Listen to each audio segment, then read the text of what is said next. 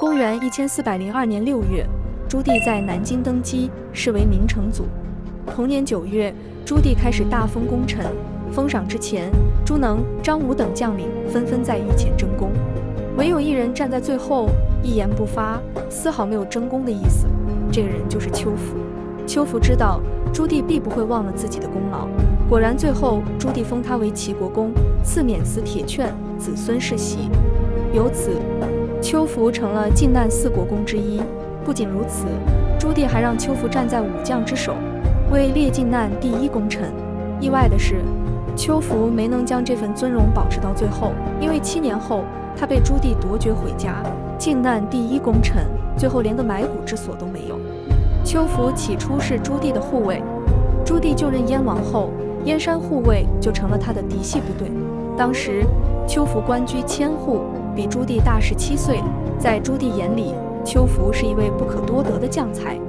在燕王府中，朱棣最信赖邱福、张玉、朱能3人，4人私底下以兄弟相称。然而，邱福作为年龄最大的将领，打仗却异常凶猛，因此靖难之前，邱福官拜副将，统领众军。当时朱允文四处削藩，周王被贬为平民，襄王更是被逼自杀。在北平布政使张炳捉拿朱棣前，邱福在王府将他秘密诛杀。而后，邱福、张玉、朱能夺取九门，控制北平城，跟随朱棣起兵靖难。当时朱棣麾下兵马不多，战备不齐，但在邱福、张玉的左冲右突之下，硬生生将建文帝的南军击退，为朱棣争取了宝贵的时间。不久后，邱福跟随朱棣北上大宁，不仅拿下了宁王朱权的10万铁骑，还招揽了大将陈亨。在靖难初期，邱福一直统领朱棣麾下最精锐的骑兵。白沟河之战时，邱福位列先锋陈亨之后，却率先攻入南军大营，击溃李景隆。然而，陈亨、张玉相继战死于济南、东昌后，邱福就被朱棣调任先锋，攻城略阵。事实上，只要朱棣坐镇中军时，邱福的大军就会高歌猛进。薛禄攻不下济州城，邱福到来后，填平护城河，一马当先，不畏生死，不仅拿下了济州，还焚烧了南军数万艘船只。盛庸陈兵淮河南岸，邱福亲率敢死队深夜渡河，绕至盛庸身后发动袭击，助力朱棣顺利渡河。而在事关生死的浦子口大战中，邱福联手朱高煦击溃徐辉祖，奠定了靖难之役的成功。战后，邱福左臂受伤，朱棣亲自为邱福包扎，盛赞邱福勇冠3军。1402年，朱棣在南京称帝。当时，朱棣效仿他的父亲朱元璋大封功臣，并赐免死铁券。朱能、徐忠等靖难名将纷纷在御前争功，讨要爵位，而邱福却躲在人后，一言不发。朱棣曾感叹道：“邱将军的功劳，我心里最明白啊！从一位祖武成长为一位千户，邱福用了半生的时间，但从一位千户到靖难功臣，邱福只用了几年。若此声誉不上朱棣，邱福或许将会是北平的一位老卒，史书上或许不会出现他的名字。靖难之役不仅仅是邱福等人成就了朱棣，更是朱棣成就了邱福等人。1406年，朱能在征讨安南途中病逝身亡，靖难4国公只剩下邱福一人。不久后，鞑靼在北方崛起，不仅多次入侵大明边境，还诛杀了朱棣派遣的使者郭季。暴怒中的朱棣在杨士奇、夏元吉的劝说下，放弃亲征想法，改派大将领兵北伐鞑靼，重振大明国威。当时，明军中最适合统帅之位的就是新晋崛起的张玉的儿子张辅，可他正在安南接替朱能平定叛乱，无法抽调北上。而64岁的邱福虽是靖难第1功臣，威望极重，但他一直充任先锋，很少单独统兵。于是，朱棣特意调遣王聪、火真、王忠、李远4位侯爷辅佐邱福，领兵10万北征鞑靼。在邱福出发前，朱棣千叮万嘱说道：“到了开平以北，一切需谨慎行事，就算见不到敌人，也不要麻痹大意。即使这一次没有取得胜利，也没有关系，下次我们还有机会。”在朱棣心中，他仍旧希望这位最年长的将军能够起到保卫大明国土的作用。但他更不希望因此一战折损邱福的名声。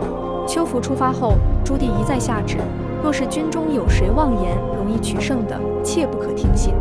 朱棣如此唠叨，是因为他太了解邱福的性格了。26年的相处中，朱棣深知邱福只能当将而不能挂帅，若非朝中无人，他是万万不敢派遣邱福孤军深入的。果不其然，邱福刚渡过卢渠河，就在散兵游勇中俘虏了鞑靼的尚书。这本是一个拙劣的反间计，可邱福却不以为然。他坚信尚书所言鞑靼可汗本雅失礼就在前方不远处。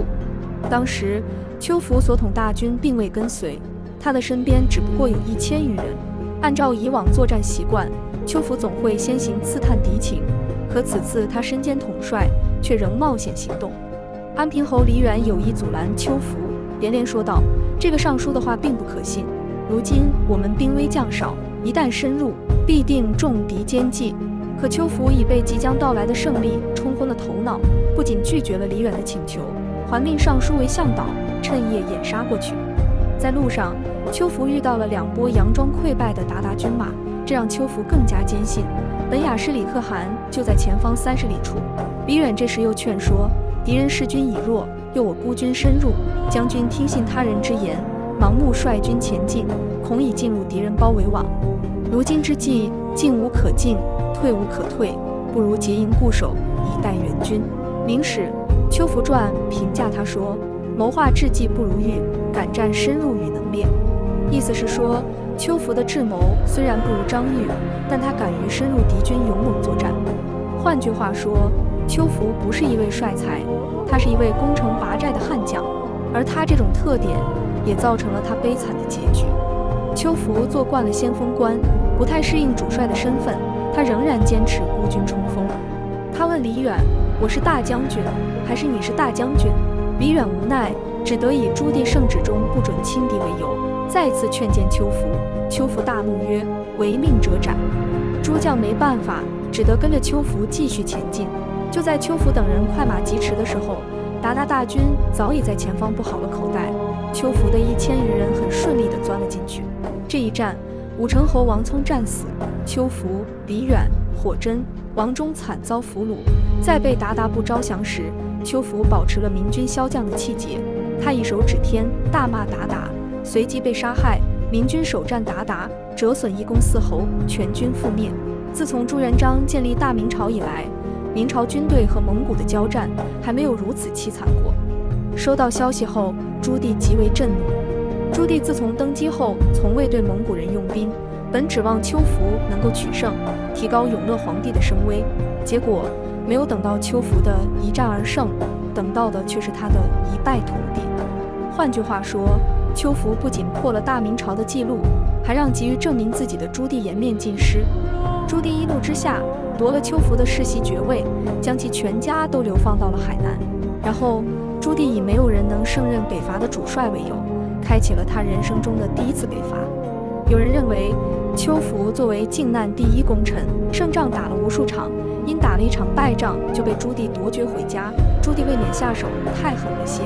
然而，比起他老爹朱元璋，明成祖朱棣绝对算得上一位对功臣较为不错的帝王。他麾下不乏战功赫赫的功臣。然而，朱棣登基后并未寻衅诛杀一人。剑桥中国史曾把永乐时期的军事将领称为军事贵族，这是极有道理的。包括张玉、朱能、陈亨3人的后代，无不在永乐一朝开始崛起，而后在大明朝的200余年里风光无限。而邱福却被夺爵，可见邱福是多么令朱棣失望。何况邱福之败，并非他不够勇猛，也非朱棣没提醒到位，他是在朱棣的反复告诫和部将的再三劝阻下，仍要一意孤行，才兵败漠北的。换句话说，永乐7年明军折戟塞外，完全是邱福之责。永乐8年2月，朱棣率领50万大军亲征鞑靼，在沃南河畔击败鞑靼大汗本雅失礼，后者仅带着6位心腹遁逃。站在沃南河畔，朱棣感慨万千。他或许想起那个曾与自己称兄道弟的老将，也或许在为自己终于征服了草原而欣慰。值得一提的是，沃南河正是当年成吉思汗崛起的地方。200多年过去了，蒙元帝国和朱明王朝的2位雄主饮着同一条河的河水，宣告着最高统治的更迭。